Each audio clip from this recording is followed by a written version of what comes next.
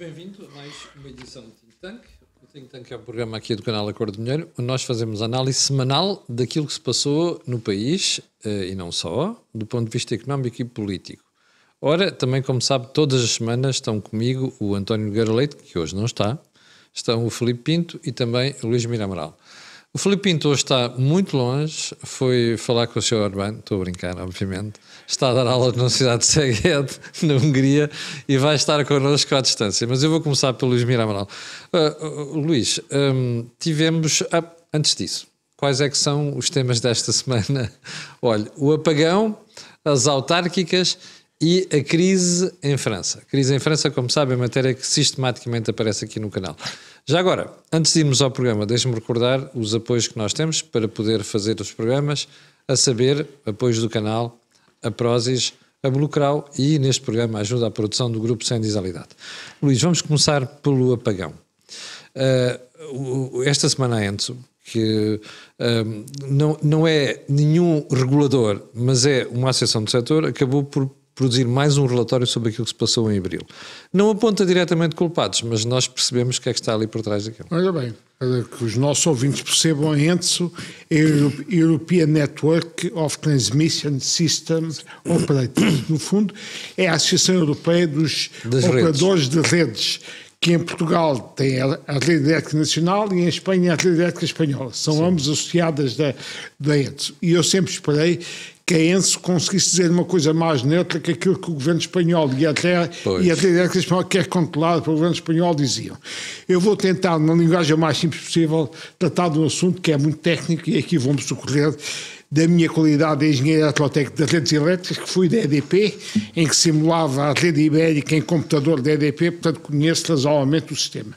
O que é que acontece? Os geradores clássicos, quer os térmicos a carvão, nucleares ou gás natural, ou fuel, ou os geradores nucleares, têm grandes massas de inércia, são os chamados vantes de inércia, que dão um controle para estabilizar a frequência. E têm também a possibilidade de gerir a chamada energia reativa, que permite controlar as frequências, controlar as tensões na rede. A frequência é um parâmetro global para toda a rede, há uma frequência única para toda a rede. Quanto às tensões, tem que haver uma gestão local das tensões através da chamada energia reativa que estes geradores podem produzir. O que é que aconteceu? É que quando as renováveis começaram a entrar em rede, as renováveis não faziam nem a regulação de frequência, nem a regulação de tensão. Enquanto elas foram poucas ou a pequena dimensão da rede, o problema não se pôs. O problema começa-se a pôr a partir do momento em que as renováveis começam a ser a parte maioritária de uma rede. E em Espanha, no momento do apagão, as renováveis, na geração, 80% praticamente da geração de energia elétrica e só 20% é que era da geração clássica, que eram basicamente turbinas a gás e pouco mais. O que é que o relatório da ETS diz? Diz que todos os geradores têm contribuído para a regulação de tensão. O que é que esta frase quer dizer? É que aqueles que estavam em rede, maioritariamente, que eram geradores renováveis, não estavam a contribuir para a regulação de tensão. A chamada regulação dinâmica de tensão, que tinha que ser feita com uma componente tão forte já de renováveis da rede, não estava a ser feita. Não estava a ser feita porquê? Porque o governo espanhol não tinha exigido aos geradores renováveis, às fontes de energia renováveis, esta é a geração dinâmica das tensões. E, portanto, há aqui uma falha do governo espanhol que não exigiu às renováveis que estavam instaladas em rede esta geração dinâmica da tensão, e há uma falha da rede elétrica espanhola que devia ter percebido isto, devia ter mantido um mínimo operacional de centrais clássicas térmicas que não tinha. E, portanto, o que é que aconteceu? De facto, não havia, com esta grande componente de renováveis na rede elétrica espanhola e basicamente fotovoltaicas e uma componente mínima de geradores clássicos abaixo do recomendável, não houve possibilidade de regulação de tensão. As tensões dispararam e foi uma reação em cascata que os geradores foram saindo da rede. E, portanto, houve aqui culpa do governo espanhol, que não obrigava a chamar a regulação dinâmica de tensão pelas renováveis, e houve culpa da rede elétrica espanhola, que não manteve prudentemente o mínimo de geração clássica para fazer esta regulação dinâmica de tensão. É isto que o relatório das entrelinhas diz, não acusa, mas a gente lê isto e percebe. E, portanto, o que é que já aconteceu? Depois, gatos, quando o gato está escaldado, a gente sabe o que a casa gasta. O que é que aconteceu? Logo a seguir ao apagão, a rede elétrica espanhola e a portuguesa começaram a ser geridas com maior prudência, maior percentagem de geradores clássicos na rede. Geralmente, o recurso a centrais térmicas, turbinas a gás. Luís, mas portanto, é isso que tem acontecido e apareceu depois do apagão e tem-se mantido. O que é que isso significa? É que quando estas centrais a gás natural estão a funcionar, isto sai mais caro que as centrais fotovoltaicas estavam a funcionar. Mas só um problema, Luís. Parece que nós não aprendemos definitivamente a lição, porque os jornais espanhóis, já nem é a primeira vez, nas últimas semanas têm dado conta de episódios em Espanha que podiam ter resultado num novo apagão. Ainda hoje li no jornal espanhol, logo de manhã, que de facto voltou a haver um fenómeno de sobretensões na rede espanhola, que pôs os técnicos da rede espanhola com muita intranquilidade e insegurança. Isto mostra que, apesar de já haver uma maior prudência na gestão da rede depois do apagão, se essa prudência não é suficiente, e aquilo que o relatório recomenda, que é o contributo de todos os geradores que estão a funcionar para a regulação de tensão, os geradores renováveis, as energias renováveis, ainda não estão a fazê-lo na dimensão que devia ser feita. Falta a regulação dinâmica de tensão que eles não estão a fazer. É uma falha que eles tinham, que o governo espanhol não nos impôs, e, portanto, o problema não está totalmente resolvido. Podemos voltar a ter problemas. E agora chama a atenção de uma coisa: porque é que a rede elétrica espanhola também naturalmente tem que estar muito preocupada? Não sei se sabe que já há um movimento de empresas espanholas, consumidores de energia elétrica, para pedirem uma bruta indenização à rede elétrica espanhola, porque tiveram quase um dia sem energia. Eu não vi esse movimento nas empresas portuguesas, também deviam fazer o mesmo, mas como nós somos mais pacatos para os espanhóis, ainda não reagimos. As empresas espanholas já estão a fazê-lo, e, portanto, o que o jornal espanhol hoje que eu li mostra é que há uma grande insegurança e intranquilidade nos técnicos da rede espanhola. Sim. A senhora que está à frente da rede é uma guerra do primeiro-ministro espanhol, do Sánchez, não tem grande competência técnica na matéria. Isto também não ajuda. Aliás, pertenceu ao próprio governo do senhor não Sánchez. Ajuda a criar confiança do sistema espanhol. Portanto, há alta insegurança, alta instabilidade, e não estamos livres de outro problema. Aliás, devo dizer, no dia do apagão, eu chamei a atenção às 21 horas na SIC, não estávamos livres de voltar a ter outro problema. Sim, e já agora, Luís, hoje, estas alterações que a REN introduziu em Portugal, nomeadamente a possibilidade de algumas centrais terem um gerador para arrancar, fazer o arranque da própria central, nós estamos mais protegidos neste momento? Olha bem, o problema é este: as pessoas não têm a consciência. Nós, neste momento, em termos dinâmicos, já não temos uma rede portuguesa separada da rede espanhola. Temos cada vez mais as duas redes perfeitamente integradas na chamada rede ibérica. E, portanto, isso significa... Porquê? Porque temos interligações com a Espanha ao norte e ao sul. Portanto, estamos metidos na malha espanhola. Portanto, eu diria que nós somos, em termos elétricos, uma pequena província de uma rede ibérica. Já não faz sentido, em termos dinâmicos, nós dizemos que temos uma rede portuguesa separada de uma rede espanhola. Portanto, o que é que isso significa?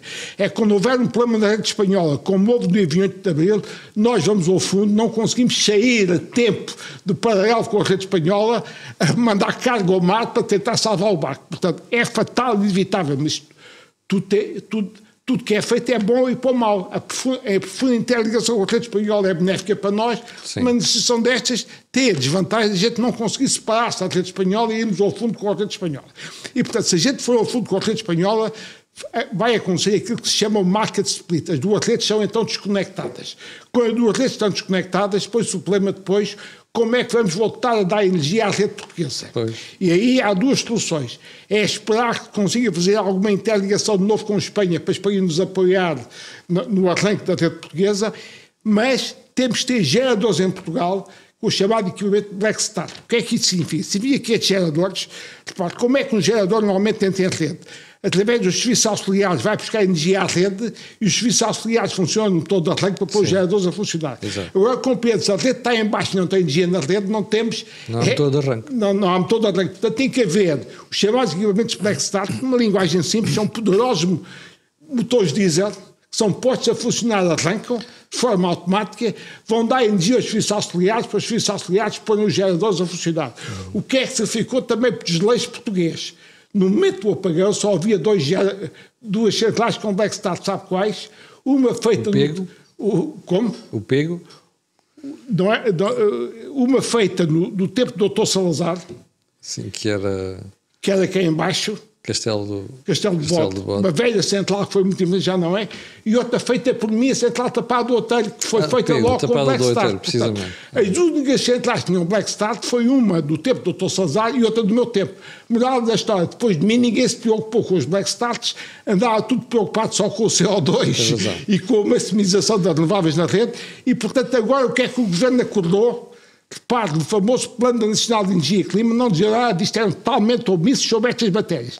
Acordarem e vieram dizer então que vão fazer pôr duas mais centrais com Black Start. O que é que isso significa? Significa que quanto mais centrais tivermos com Black Start, mais conseguimos fazer uma ilha à volta da central, essa central arranca a produzir energia, forma uma ilha à volta dela e, portanto, depois é fácil perceber, quanto mais ilhas houver, mais fácil depois é ligar as várias ilhas e voltar a ter a rede elétrica portuguesa ligada. Portanto, o problema aconteceu em Espanha, mas depois quando nós desligamos a rede espanhola, temos que ter capacidade autónoma de voltar a ligar o serviço. E isso não tínhamos. Pois, eu disse Pego está descomissionado já. E devo dizer, por isso eu na SIC disse que estava chocado o tempo que levámos a retomar o serviço. Recuperar o serviço. Filipe Pinto, nós não conseguimos ter uma progressão para termos uma rede da União Europeia verdadeiramente completa? Um bom dia. Primeiro de tudo, um agradecimento aqui à Universidade de Szeged e à magnífica reitora, porque me cedeu o seu gabinete para podermos fazer esta gravação. É uma universidade onde me sinto sempre bem acolhido e são situações que eu tenho de enaltecer. Ligando à questão, neste momento, aqui na Hungria, por exemplo, Viktor Orbán questiona porque é que não quer verdadeiramente entrar no euro.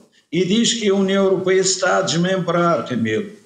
O que quer dizer, quando nós temos ainda membros da União Europeia com leituras destas, é evidente que não teremos claramente a possibilidade de ter uma rede a nível europeu, porque se nem a moeda conseguimos a nível europeu, quanto mais uma rede elétrica. Sobre o resto, eu nada tenho a acrescentar, manda o adágio que o sapateiro não vá além da sandália, e é evidente que depois de ouvir o Luís, que é o maior especialista, a meu ver, da questão de energia em Portugal, eu só tenho a agradecer-lhe todos os seus esclarecimentos, aprendi bastante, nada posso acrescentar, porque a ignorância não acrescenta à sabedoria. Deixe-me só dizer um pormenor, completando José Filipe Pinto. A história económica das redes elétricas mostra que normalmente há integração de redes antes da integração económica. E, portanto, o que é que aconteceu? Isto foi invisível com a Ucrânia. A Ucrânia estava ligada à rede russa, desligou da rede russa e veio ligar à rede europeia. Portanto, o camarada Orbán devia ter consciência que a própria Ucrânia, que esteve ligada à rede russa, já se ligou à rede europeia.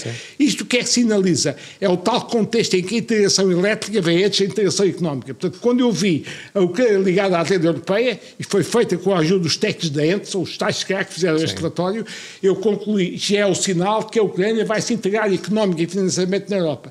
É evidente que se puser numa perspectiva derrotista, que o euro vai acabar, que a integração europeia acaba, nada disto vale. Mas eu sou europeísta, não penso como o camarada Orbán e Deus queira que ele não tenha razão. Filipe, então agora vou recomeçar consigo para mudarmos de tema. Ontem tivemos uma meia surpresa, pelo menos não é para quem vê o think tank, que foi uma nova crise política em França. Não está surpreendido? Minimamente. Aliás, isto nem é uma nova crise política, é mais um passo na crise que já vigora há pelo menos 2 anos. O que é que acontece? O grande responsável da crise é, em primeiro lugar, Emmanuel Macron, porque foi ele que dissolveu a Assembleia sem necessidade, em consequência de um resultado eleitoral que não lhe tinha agradado, numa outra eleição que nada tinha a ver com a política interna de França, e ficou com uma situação completamente incontrolável. O que nós percebemos agora é que Sébastien Lecornu, repare nisto, Camilo, ele anunciou ao governo num dia e ainda não tinham passado 24 horas, apresentou o seu pedido de resignação. Isto significou o quê? É completamente a incapacidade de governar a França neste momento. E porquê? Precisamente porque, repara, o governo dele tinha 18 ministros, 12 eram do anterior governo, portanto isto era uma recalchutagem, não era um governo novo. E depois, com uma agravante, ele promoveu o regresso de Bruno Le Maire para a pasta do Ministério da Defesa. Ora, Bruno Le Maire é quem? É o pai do déficit em França. Vistas finanças, que a França está com um enorme... Exatamente, está com um enorme problema a nível financeiro. Portanto, está muito próximo daquilo que se poderá chamar uma bancarrota sem mais palavras. O que é que acontece? É claro que Bruno Le Maire, é claro que Sébastien Lecornu podia ter feito uma coisa, era aprovar o orçamento sem, recorrendo, portanto, àquele elemento que existe na Constituição que lhe permite aprová-lo sem discussão parlamentar. Mas não era aconselhável. E porquê é que não era aconselhável? Porque verdadeiramente a França está ultra dividida. E repare qual é a resposta. Nós já sabíamos qual era a resposta do Rassemblement National. Marine Le Pen disse logo, convoca-se eleições antecipadas. Sabíamos qual era a resposta da França Submisse e dos seus aliados, daquilo que é a frente esquerda. Mas aí não houve unanimidade. Porquê? Porque enquanto houve quem pedisse um governo da esquerda unida, houve alguém como Mélenchon que teve as cheias para a fogueira e disse: demita-se Macron. Qual é a gravidade? É que o próprio Partido Republicano pede a demissão de Macron. Não é apenas uma substituição do governo, é mais do que isso, é a demissão do próprio presidente. E porquê? O presidente da Câmara de Cannes, que é vice-presidente do Partido Republicano, o que é que ele disse? Não, Macron é o responsável e, portanto, Macron tem de sair. Resumindo, havia 3 blocos em França. Neste momento, até o próprio bloco de Macron lhe está a virar as costas. E, portanto, a meu ver, Macron está agarrado ao poder, procura a nível externo uma possibilidade que lhe permita colher a nível interno, mas Macron está completamente isolado. E com ele isolado, a França está ingovernável. Uma agravante, não se vê uma alternativa no curto prazo. E porquê? Porque a extrema-esquerda e a extrema-direita estão mais ou menos equilibradas em número de votos, apesar de o Rassemblement National ter tendência para crescer ainda mais, mas não atingirá a maioria absoluta, não conseguirá formar um governo, porque os outros partidos formam um cordão sanitário à volta do partido de Marine Le Pen. Marine Le Pen está ela sim interessada em ganhar a eleição presidencial. Também não é garantido, provavelmente passará à segunda volta e será derrotada na segunda volta, como aconteceu da última vez.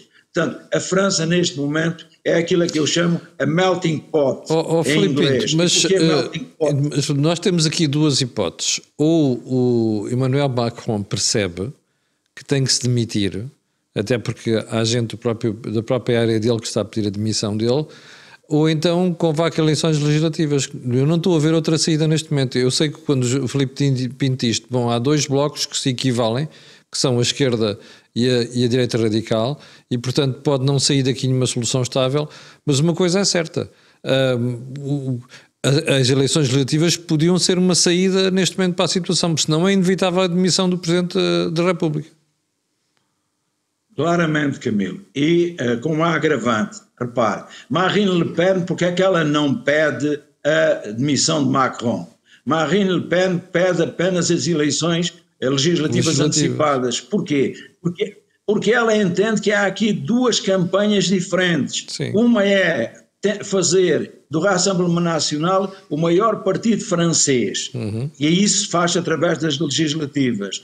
Outra situação é criar condições para ela ser Presidente da República, que é, desde há muito, o seu grande objetivo. E é por isso que ela não pede já a demissão de Macron. E porquê é que não o pede?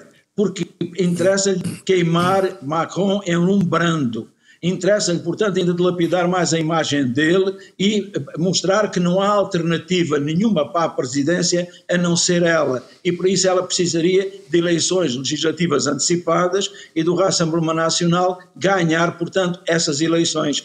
E agora nós percebemos que em política nada é feito ao acaso, Camilo. E é por isso que ela tentou sempre desdiabolizar a imagem do partido. Repara, ela recusa que o partido seja de extrema-direita. Diz que é de direita radical e diz que é a direita radical o partido em que os franceses se revêem, ou pelo menos a maioria dos franceses, aqueles que continuam a ter gosto pelos símbolos nacionais. E aí estamos perante aquilo a que eu chamo um populismo cultural ou identitário. Mas se houvesse eleições legislativas, Filipe Pinto, não era melhor? Porque, para já, porque se perspectiva mesmo um crescimento da Frente Nacional. Por outro lado, porque com a Frente Nacional no poder, eles iam ser obrigados a fazer, olha o que a Grécia fez, quando foi da austeridade protagonizada por Alexis Tsipras. Ele dizia que não fazia, acontecia por ali adiante, entretanto chegou ao poder e teve que implementar a austeridade. Não era isso que ia acontecer com a Frente Nacional? Não é tão líquido como isso, porque o Syriza era do populismo socioeconómico e o Tsipras e o Varoufakis verdadeiramente fizeram apenas aquilo que se chama uma revolução semântica. Alteraram as palavras, mas acabaram por cumprir porque moderaram o discurso. Mas Varoufakis teve de ser afastado, ficou apenas Tsipras. Aí repare, qual é a ideia ainda de Varoufakis hoje? É fazer uma internacional socialista de esquerda. Sim. Em termos reais, em França é diferente. Em França é o populismo cultural ou identitário que vai chegar ao poder. E esse poder implica que ele explica aos franceses claramente o que é que pretende. E o que eu penso é que neste momento o Rassemblement Nacional, a antiga Frente Nacional, tem muito capital de protesto, mas tem pouco capital de construção. E como tem pouco capital de construção, isso poderia prejudicar a corrida eleitoral de Marine Le Pen para a presidência. E é por isso que Marine Le Pen pede estas eleições, porque já sabe que do outro lado também todos vão pedir a queda do presidente. Qual é, a meu ver, a solução que vai sair daí? Macron não vai abandonar o poder.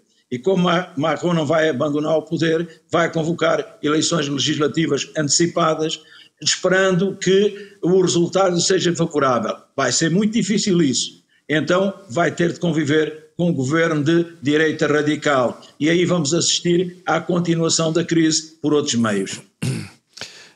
Luís, qual é a solução para a França? O que eu queria dizer é que a Marine Le Pen também não lhe convém eleições presidenciais para já, porque ela ainda está impedida pelo Poder Judicial e portanto tem que resolver esse problema para depois poder cumprir. Por isso há uma nuance entre ela e o Jean-Luc Mélenchon. O Mélenchon quer logo para ter a lista toda, quer a admissão do Macron e quer um vazio completo de poder em Espanha.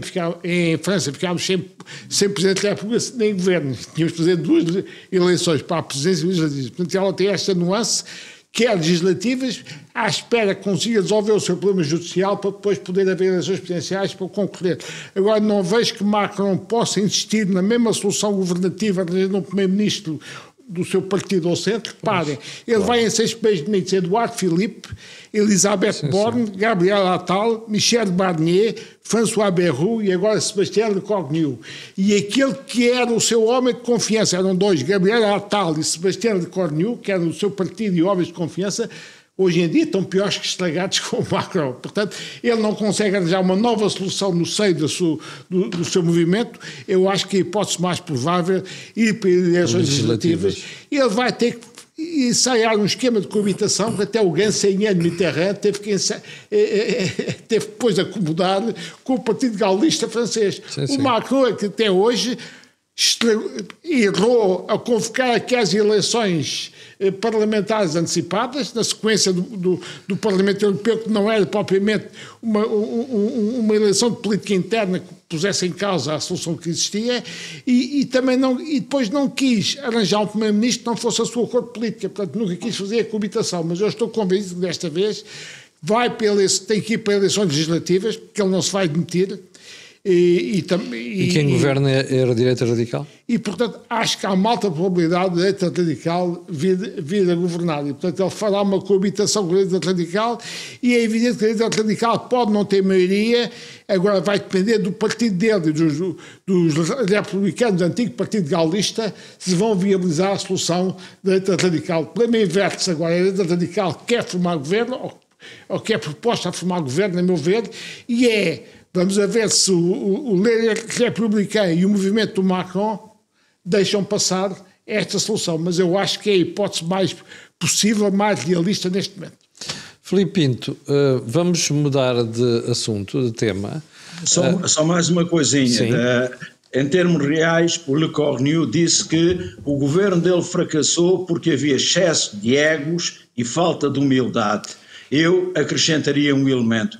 Há verdadeiramente em França aquilo a que se chama um problema de afirmação da identidade nacional e daquilo que se chama um projeto coletivo. Neste momento nós não temos uma França, temos várias Franças e é evidente que caminhamos para uma situação semelhante àquela que um primeiro-ministro disse à Rainha Vitória em seu tempo, é que Vossa Majestade reina sobre duas nações que não se compreendem e que não se amam, mais do que isso, detestam-se uma à outra. França, em vez de duas nações, caminha para três nações.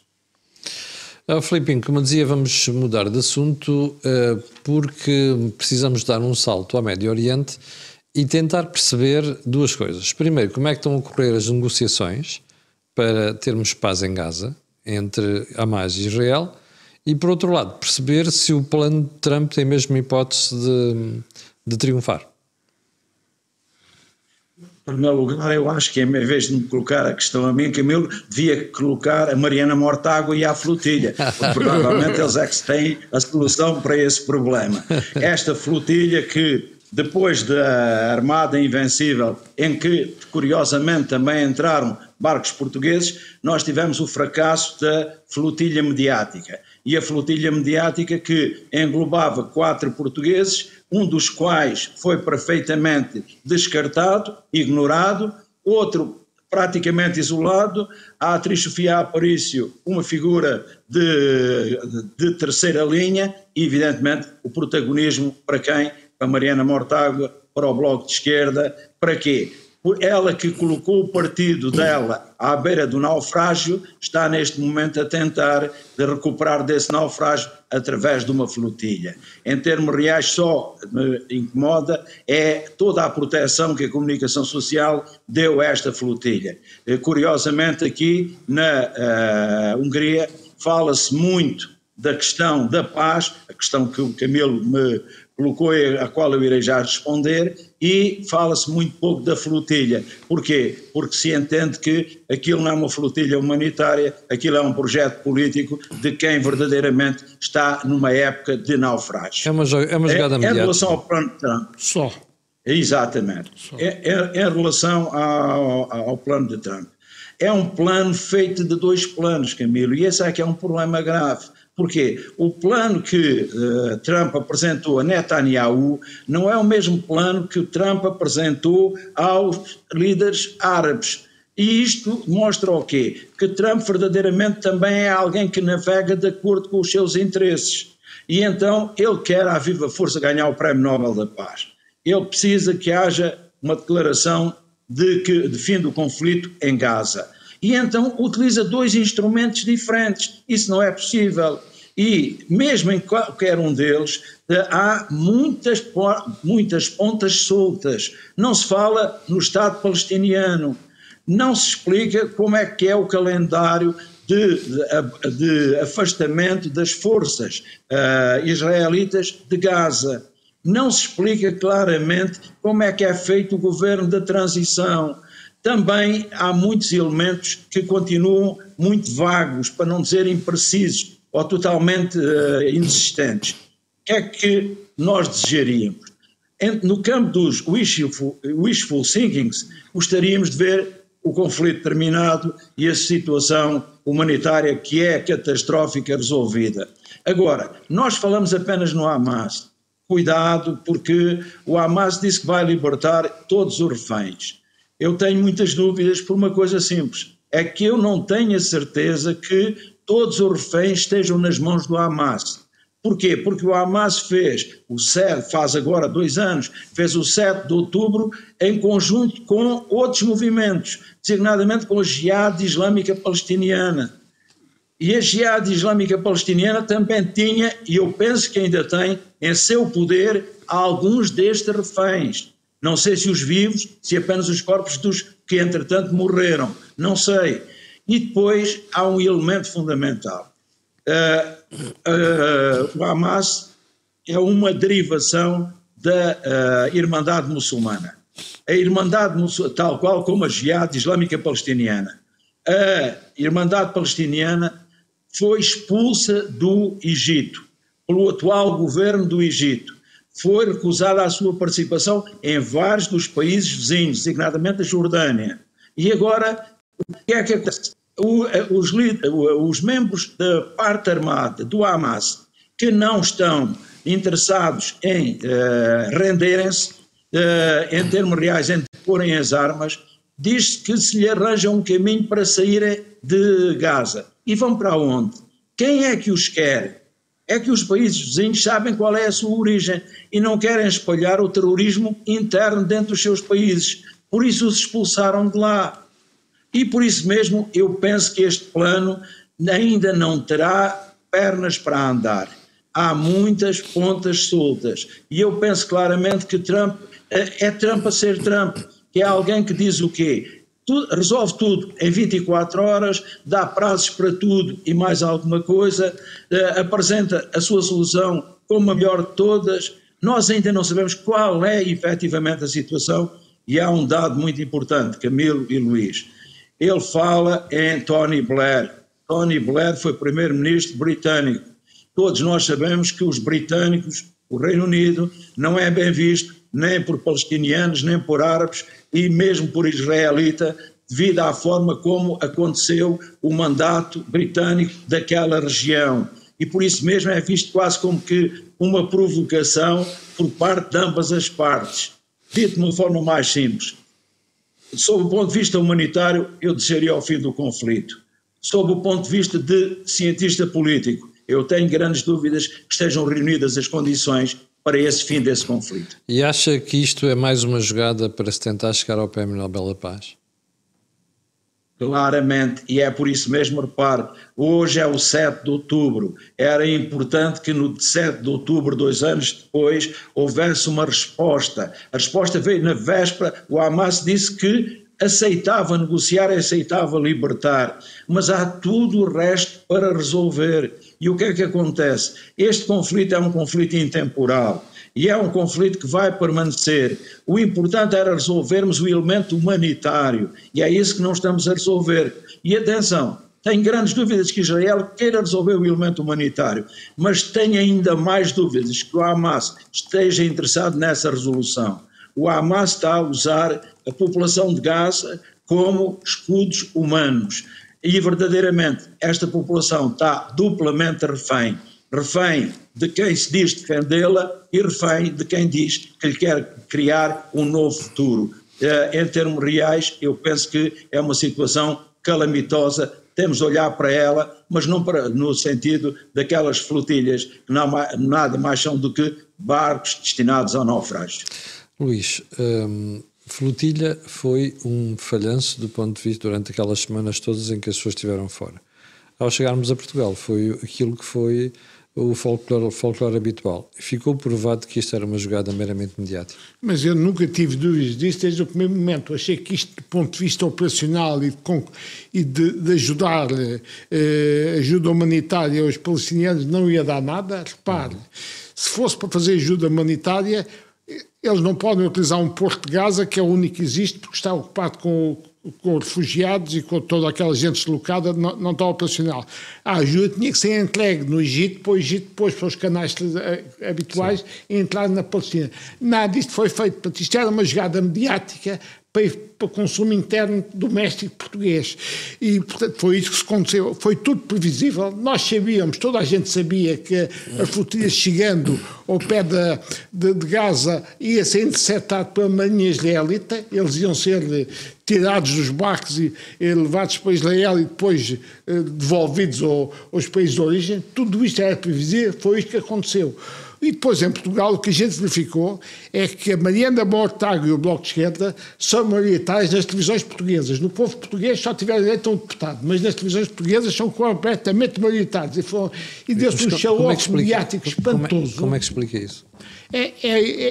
A nossa comunicação social e as nossas televisões estão completamente enviesadas à esquerda. E para elas, a Mariana Mortágua e o Bloco de Esquerda ainda é um ídolo, coisa que o povo português já não é, que reduziu a uma deputada. E, portanto, a minha explicação é assim, é a confirmação ainda do domínio sobre a comunicação social que tem o Bloco de Esquerda, apesar do desastre eleitoral. E, portanto, eu acho que ela teve uma vitória mediática, é óbvio, que aquilo, do ponto de vista operacional, não ia dar nada em termos de ajuda humanitária, e aliás, dizem-me, mas aqui não posso confirmar, que a ajuda que ia nos barcos, quando muito estava para 2 caminhões, ora, por dia são precisos 100 caminhões para entrar em Gaza. Portanto, isto era meramente um show-off mediático que concretizou-se em pleno. Portanto, ela e o Bloco de Esquerda tiveram um grande sucesso. E repare, as televisões portuguesas nem ligaram ao Porto de Benfica. É o Porto de Benfica costuma ser para os derbys entre o Porto de Benfica, Benfica Sporting ou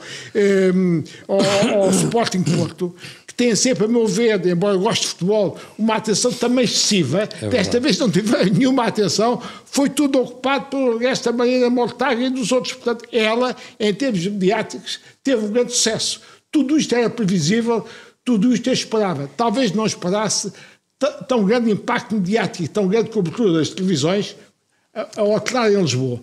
Mas o resto é inteiramente previsível. E já agora deixe-me dar uma nota sobre o governo português. Eu acho que para tratar do repatriamento dela não é preciso mandar o embaixador, isso é trabalho do Consul. Portanto, o governo português, que até aí tinha agido, a meu ver, bem e moderadamente, acho que aqui foi um pouco excessivo mandar a embaixadora tratar do assunto, porque isto é um assunto de repatriamento, é o assunto de âmbito consular. Portanto, tinha chegado um cônsul português em Israel para tratar do repatriamento da senhora e dos outros portugueses. E, portanto, para mim foi tudo habitual. Agora, há uma coisa aqui deste plano de Gaza que eu chamo a atenção. Eu sei que a esquerda europeia e mundial não pode com o Tony Blair. Tony Blair está para a esquerda europeia e mundial como o António José Seguro está para a esquerda portuguesa.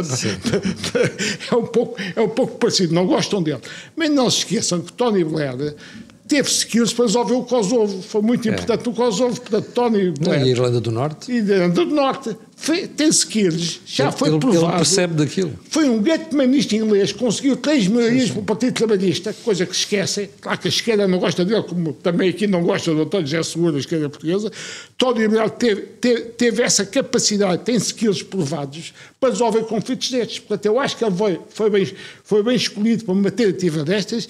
É evidente que tem sempre também, não só ele, tem sempre o odioso de ter sido um protetorado inglês nos anos 20 do século passado, mas acho que ele foi bem escolhido por Trump nesse sentido.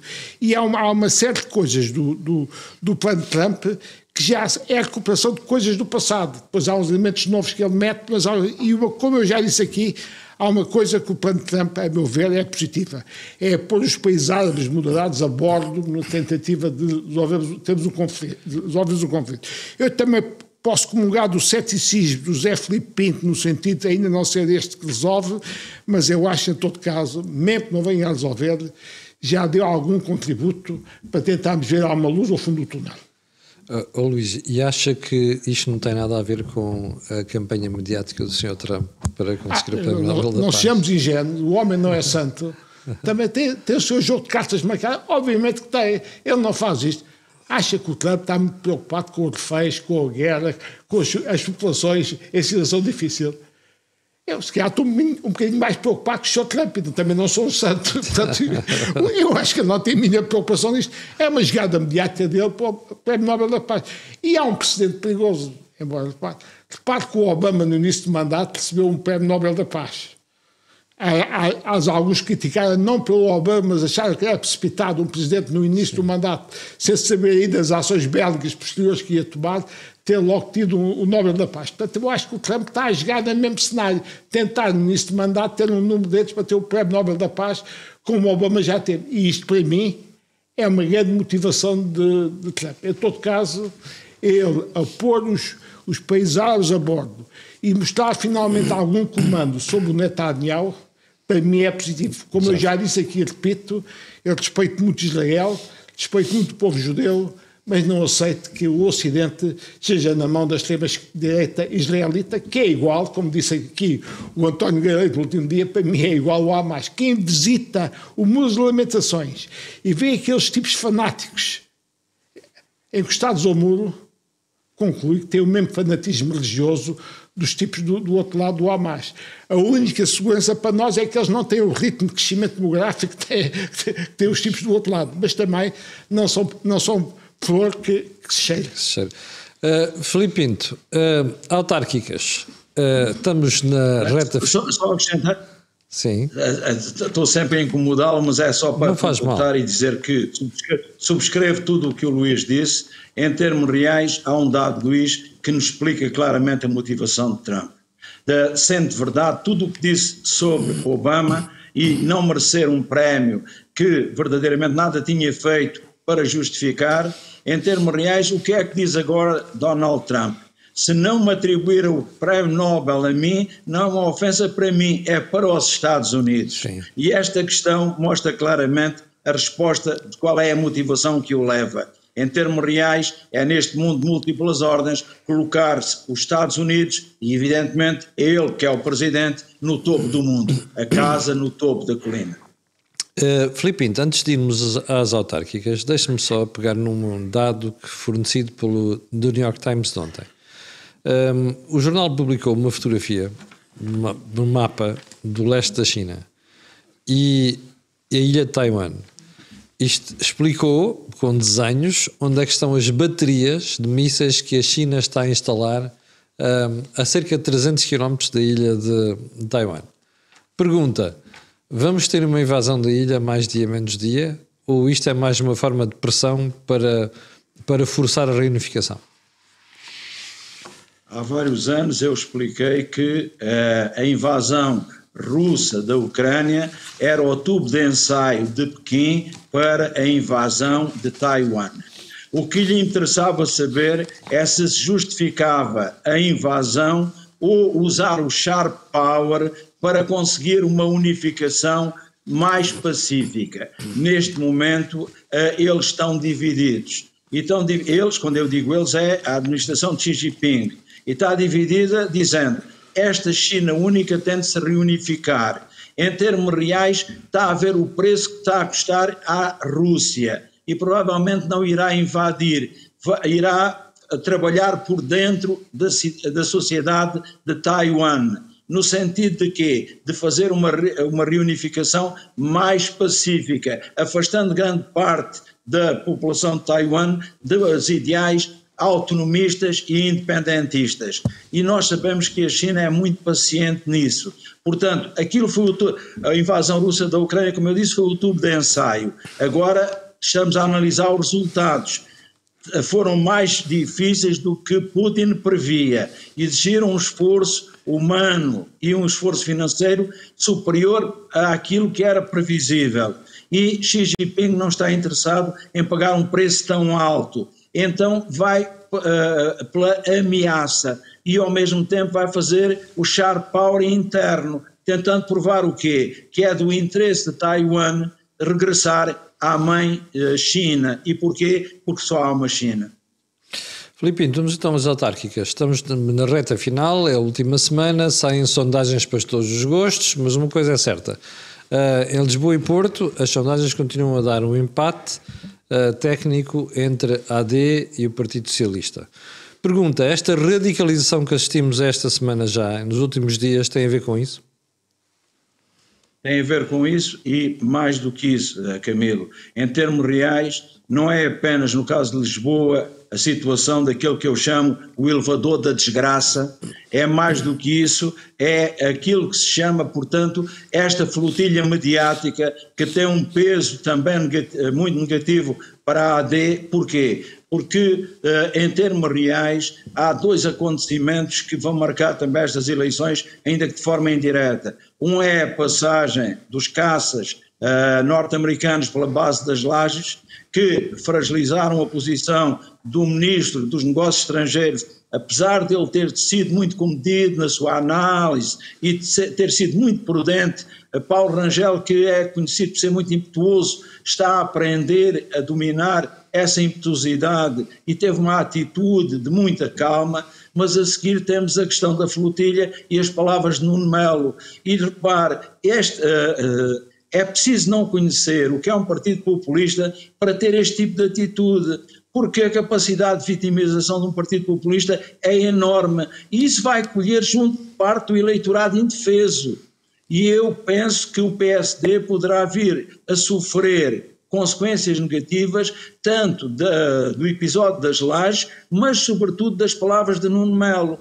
Porquê? Porque Nuno Melo esqueceu-se de um dado. Ele é o líder do CDS, há autarquias em que concorre separado do PSD, mas ele é simultaneamente o Ministro da Defesa do governo atualmente em funções. E ele privilegiou a posição partidária em detrimento da posição governamental. E isso vai prejudicar os candidatos, principalmente em Lisboa e no Porto. E porquê? Porque sabemos que a questão da flotilha é essencialmente uma questão urbana. O Bloco de Esquerda é um partido urbano, só tem alguma implantação em Lisboa, no Porto e nas grandes cidades. É desconhecido no interior, é desconhecido em todas as zonas que verdadeiramente não fazem parte daquela que se chama a cintura cultural do país, que é uma palavra, uma expressão muito interessante, porque verdadeiramente nada significa. E em termos reais, o que é que eu digo? É que se Lisboa perder, se for perdida e o Porto for perdido, no caso de Lisboa, teremos, por parte da Aliança Democrática ou do PSD, temos de responsabilizar em Lisboa a má leitura que foi feita daquilo que é a situação do elevador, em que se percebeu claramente que a Câmara tinha responsabilidade, mas não tinha culpa nenhuma. E no caso do Porto, porque o candidato que o PSD apostou é um candidato demasiado soft, demasiado ligeiro, alguém que verdadeiramente não entrou na essência do problema, naquilo que diz respeito aos portuenses. E tendo do outro lado um Pizarro que verdadeiramente conhece o Porto e que por isso mesmo sabe para quem é que está a falar. Neste momento temos um empate técnico. A balança pode cair para qualquer um dos lados, mas não podemos esquecer estes 3 fatores que eu disse podem pesar negativamente para o PSD. E deixe-me que lhe diga que, não estando contente com toda a obra de Moedas em Lisboa, eu reconheço que Moedas representa uma mais-valia relativamente a Medina, porque Medina transformou Lisboa rigorosamente numa Medina, onde não era possível circular. E verdadeiramente Carlos Moedas tem vindo a ter um trabalho meritório, que nem sempre tem sabido explicar. E nós no último programa explicámos isso com a habitação. O PSD tem esse terrível defeito. Faz, mas não sabe explicar. E isso não colhe junto do eleitorado. Luís, autárquicas. Bom, eu acho que em Lisboa temos aqui um grande risco de ter um grande wokeismo em Lisboa. Porquê? Porque a Alexandre Leitão é da ala esquerda do PS, ligado ao Bloco de Esquerda e ao LIVRE, que é uma versão mais melífera, mais soft do Bloco de Esquerda, não esqueçamos isto. Fofinhos. O LIVRE é um spin-off do Bloco de Esquerda. É verdade. E o Rui Tavares é um comunista mais doce, mais melífero do que Mariana Mortágua do Bloco de Esquerda. E não se esqueçam que na Geringonça quem colonizou verdadeiramente o PS foi o Bloco de Esquerda, foi o PCP. Portanto, eu vejo Alexandre Leitão da ala esquerda do PS junto ao Bloco de Esquerda e ao LIVRE. Eu acho que vai haver uma colonização ideológica fortíssima nesta coligação para o Bloco de Esquerda da solução. Portanto, desemboca-me num wokeismo em Lisboa. De facto, Carlos Moedas teve uma vida difícil, não tinha a maioria, algumas vezes não terá sido tão assertivo quanto devia nas matérias, teve o grande azar, de facto, do elevador, não é culpa isto. Então, se ele é culpado, o anterior Presidente da Câmara também era, não é só ele, e, portanto, a jogada é perigosa em Lisboa. Podemos ter aqui, se Alexandre Leitão ganhasse, com esta coligação, um oquismo fortíssimo em Lisboa. E, portanto, mesmo aqueles, a meu ver, que podem não gostar muito do Carlos Moedas, apelo-lhes à reflexão para evitarem o oquismo em Lisboa. Mas há outro dado das autárquicas que eu acho muito importante, é o que vai passar no Algarve. Porque, como sabem, o Algarve foi uma zona de grande produção do Chega. Parece que o Chega dominava no Algarve, e o que eu vi agora, os resultados para a Câmara de Faro, o candidato do Chega está em terceiro lugar. Portanto, o que é que isto mostra? Se calhar o Algarve sempre teve uma tradição, não gostou de paraquedistas, não gosta de paraquedistas. Portanto, se o Chega manda para lá paraquedistas, se calhar os algarvios não gostam, apesar de ter votado nas legislativas no Chega. E as sondagens de Faro dizem que a coisa também está empatada entre o PSD e o PS. Sim. E o Chega em terceiro lugar. Portanto, o caso do Algarve, a meu ver, vai ser muito curioso. Pode ser um recuo do Chega em relação àqueles resultados que tinha tido nas legislativas. Isto pode sinalizar que o Chega atingiu o seu ponto de exaustão, ou começa a ter alguma dificuldade em continuar a ter progressão no país. Isto conjugado com o flop do Governo Sombra, para mim, podemos ter uma leitura nacional do Algarve sobre o dinamismo do Chega. Acho isto interessante. Filipe, este pormenor que o Luís estava a referir, do Chega não está com tão boas perspectivas em Faro como se chegou a pensar, é o que está a levar André Ventura a radicalizar um bocado o discurso. Eu recordo que ainda ontem ele se virou num comício e disse que estava a pensar tirar casas do Estado a quem tivesse cadastro. Ou seja, estamos a radicalizar um bocado a campanha precisamente por causa das sondagens? Estamos a voltar ao populismo antissistema. Porquê? Porque foi esse que colheu e permitiu ao Chega encher o balão. E como o Luís disse, há o risco do balão começar a esvaziar. Não despeja, Luís, mas esvazia. Porquê? Em termos reais, nas recentes legislativas, o que é que aconteceu? O Chega ganhou em 60 municípios. Colocou a barreira em conseguir ser agora, ganhar a presidência de 30 câmaras. A meu ver, não vai ganhar 30 câmaras. Irá ganhar, ele não tem nenhuma câmara, irá ganhar, a meu ver, entre 15 e 20 câmaras. Não estou a ver mais. E no Algarve é evidente que vamos assistir muito a um segundo e um terceiro lugar do Chega. Não há presidência da Câmara. Mas deixe-me recapitular a questão de Lisboa. Há um dado em Lisboa que também temos de chamar a atenção. É o facto do PCP não fazer parte da coligação das esquerdas. E ter um bom candidato. Porque João Ferreira é um bom candidato. Porque João Ferreira, Luís, é a pessoa que a seguir a Moedas mais sabe sobre a administração da Câmara de Lisboa. Concordo, é isso mesmo. E isto explica o quê? O Partido Comunista vai ter um peso grande a nível da Câmara de Lisboa. E estes votantes no Partido Comunista provavelmente poderão dar a vitória a Carlos Moedas, porque não acredito que prefiram a candidata proposta pelo PS, Alexandre Leitão, àquele que sim é um bom candidato do PCP, João Ferreira. E eu que sou tão crítico das posições do PCP, quero aqui reconhecer que a nível local o PCP tem em várias câmaras belíssimos candidatos. E isso é um dado que temos de contar. E isso é evidente que irá penalizar todos os outros partidos. E também penalizará o Chega. Porque nós sabemos que muitos dos votos nas legislativas transitaram diretamente do PCP para o Chega. E a nível do poder local não é muito viável essa transferência. Filipe Pinto, e depois das autárquicas, vamos finalmente ter governo ou não? A partir das até autárquicas agora só vi benesses, não vi governação.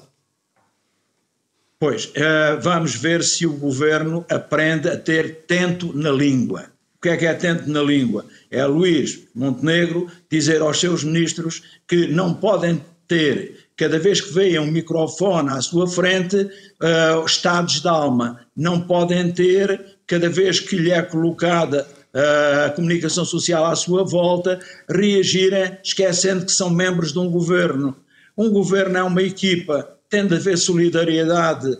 Não posso defender a minha pasta à custa de outras pastas. E mais do que isso, tenho de transmitir a ideia que isto é um barco, não é uma flotilha. É um barco. E que neste barco remam todos para o mesmo lado. E por isso mesmo vai depender muito do governo. E vamos voltar a frisar aquilo que tem sido a nossa constante nestes programas. Espero que o Primeiro-Ministro coloque todo o apoio naqueles ministérios que precisam de fazer enormes reformas. E eu vou repetir, enormes reformas. A mudança custa sempre. A mudança é sempre difícil, mas a mudança é necessária. Vamos mudar a lei laboral, vamos fazer uma grande alteração a nível da saúde e aquilo a que se chama a reforma do Estado, e que eu já disse que não é a reforma do Estado, vamos reformar a administração pública e repensar as funções do Estado. Estamos em condições, ainda há tempo, e eu espero que o Governo decida de uma vez por todas que não pode apelar ao estado de graça e, mais do que isso, que não caia em desgraça precisamente por tiros nos pés, como nós assistimos agora com intervenções muito infelizes de ministros que deveriam ter, como eu disse, tento na língua. Luís já foi governante em 2 governos. Três. Um minoritário, precisamente. E 2 maioritários. Diga-me uma coisa, se estivesse no governo, estaria preocupado, como esteve o governo nos últimos meses, em dar benesses em vez de governar por causa das eleições autárquicas, ou devia-se começar a fazer logo todo o mal agora, que é para a suavizar daqui a 2 anos? Bom, a minha teoria, e pratiquei-a nos governos maioritários, foi fazer o mal no início do governo maioritário. No primeiro governo maioritário, professor Cavaco Silva, eu fui falar ao Primeiro-Ministro e disse: temos que resolver imediatamente o caso da Câmara do Porto. Como sabe, da parte elétrica, tinham levado a dívida à EDP, não aceitavam tarifas razoáveis, e eu disse ao Sr. Primeiro-Ministro que vamos ter que resolver isto no primeiro mês. Claro. Se não resolvemos, depois começam a perguntar porque é que queremos um governo maioritário. Assim aconteceu com a cobertura dele. Mandei avançar a polícia sobre a Câmara do Porto, que era do PSD, Fernando Cabral. Tomei conta de posse administrativa dos serviços de gás e eletricidade do Porto e a partir daí resolveu-se o problema da dívida do Porto e a seguir veio as outras. A seguir fiz uma intervenção na Câmara de Valongo, que era PS. No segundo mês, pus a Câmara de Valongo às escuras, não foi o Conselho. Dei ordem à EDP para cortar a energia à Câmara de Valongo. E o Presidente da Câmara de Valongo assinou o acordo às 2 da manhã à luz de velas com a EDP. Portanto, esta ação que eu fiz no caso da eletricidade que resolveu o problema e fez recuperar a EDP, que se tornou depois uma joia da coroa, foi feita nos 2 primeiros meses do primeiro governo de maioria absoluta. Portanto, e era o que se devia estar a fazer agora. Eu acho que eles, agora acabadas as autárquicas, já não há desculpa. Têm que começar a fazer medidas a sério. É evidente que o resultado das autárquicas, sobretudo em Lisboa e Porto, pode ter uma leitura mais política, pode ajudar a dificultar a vida. E já agora, deixe-me dizer um pormenor, eu não sou comunista, portanto vou meter força em seara alheia, mas diria que não percebo porque é que o João Ferreira não é o líder, não é o secretário-geral do PCP. Porque é o tipo mais bem preparado, foi o tipo que mostrou na Câmara de Lisboa, como disse o José, que ele é que dominava os dossiês tal como Carlos Moedas.